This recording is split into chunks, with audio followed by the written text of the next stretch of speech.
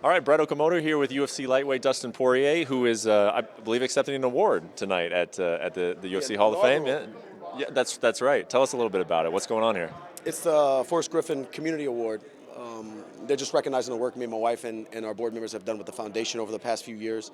It's an honor. I'm excited to be here. Did you ever think when you started this foundation it was going to grow to be what it is now? No, somebody asked me that today as I was walking through the casino, and I'm blown away. You know, I always had big hopes and dreams for this foundation to grow and turn into what it is now and touch and affect as many people as it has. But the rate that it's grown, it has blown me away. I'm just thankful to be here. You think someday when you're an old man looking back on your life, you'll have more pride for the foundation and what it did for people, or a nice shiny UFC gold belt?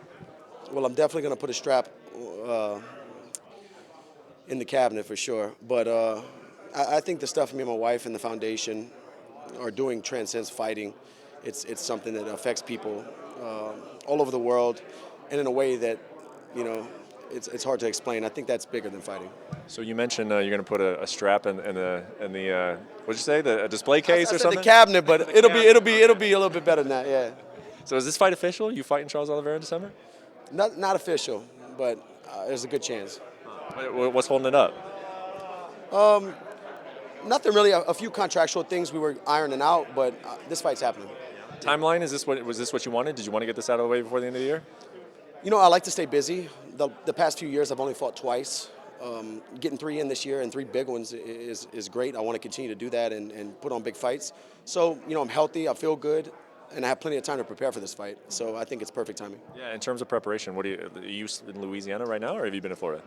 I went back to Florida since this last Conor fight once, just to, you know, work and be with my coaches and my teammates.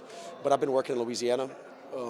Beginning of October is my plan to go back to Florida and spend the rest of the time there until fight week. What's been like the whirlwind after, I mean, obviously you were involved in the 2 biggest fights of the year so far, right? You fought Conor McGregor twice, big time fights. I mean, what has your life been like since the last one?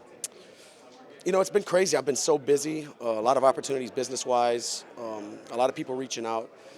It's a blessing. I'm thankful to be here.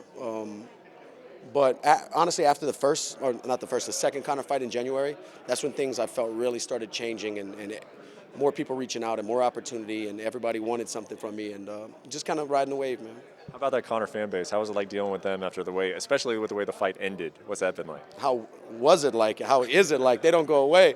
It's all good, man. It's just noise. Like I always say, it doesn't matter. What matters is what happens in that 25 minutes, what I do in camp, what I do at home, and as long as I check those boxes and do the things I'm supposed to do, things tend to work out the right way. Just a couple more for you, because you got plenty of people to talk to on this red carpet, but I've been, you know, noticing some Instagram posts, and you're like, one more time into the foray, and you know, what does it feel like knowing that you're going to be fighting for that UFC belt again? The one thing that you really kind of like, I've heard you say like that's the box you got to check off. Like, what does it feel like going into that type of camp? You know, like I always say, I don't want to sound like a broken record, but I have a lot of miles left.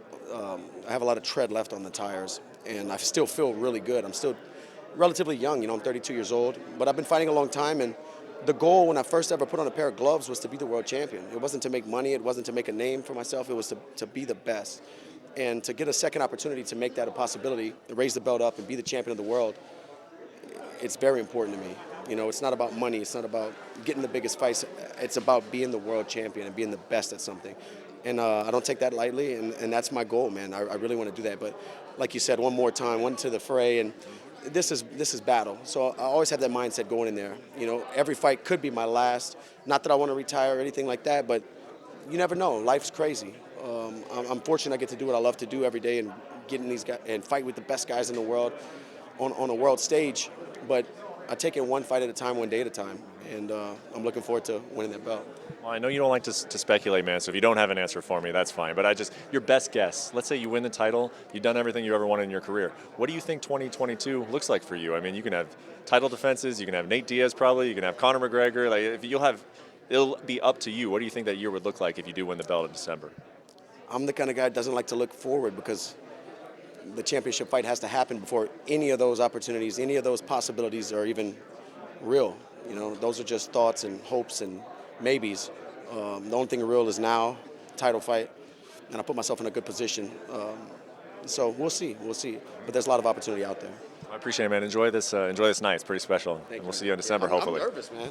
I'm nervous. Like, I get nervous for fights, as I always do, but like I'm nervous. Yeah, man. I'm doing the whole thing. Did you write anything out? You got note cards or anything? I got some points that I want to make sure I get across. I don't want to be up there too long, so I worked with somebody to help me get a few messages across, and that's it. You know, don't really have a speech set up, but we're just gonna wing it. Jolie's got your back if you start stuttering, man. I think she'll come through Yeah, for it. she got me, man. Always. Thanks, Dustin. Appreciate it, man. Thank you. Thanks for watching ESPN on YouTube. For live streaming sports and premium content, subscribe to ESPN Plus right now.